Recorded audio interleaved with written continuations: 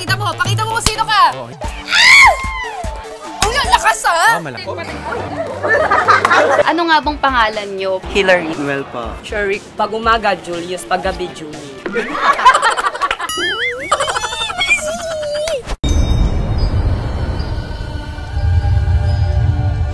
Mula sa mahiwagang mundo ng Encantadia,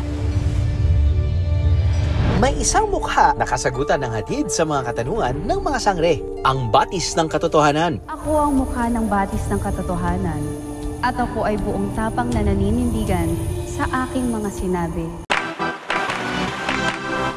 Pero ngayon, narito siya sa mundo ng mga tao. Para mag-enjoy kasama natin, biyeheros. Makakasama natin si Ashley Rivera, aka Petra Mahalimuyak, dito sa Sarangani. Biyeheros, maniniwala ba kayo na matatagpuan daw sa Sarangani ang pinakamalinis na ilog sa buong Mindanao? Yan ang Bangi River. Tignan natin kung gaano katibay ang aking lashes. Oh my God, ang saya. Oh my God.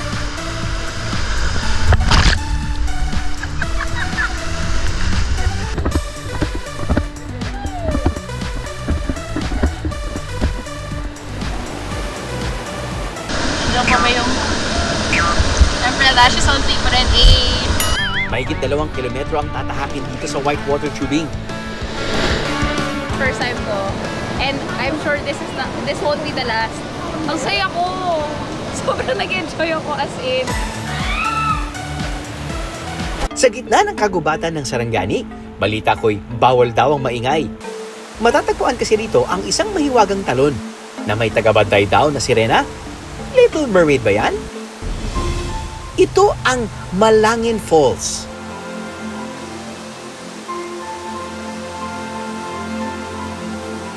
Hindi ba ang ganda ng malakurtinang bagsak ng tubig, no?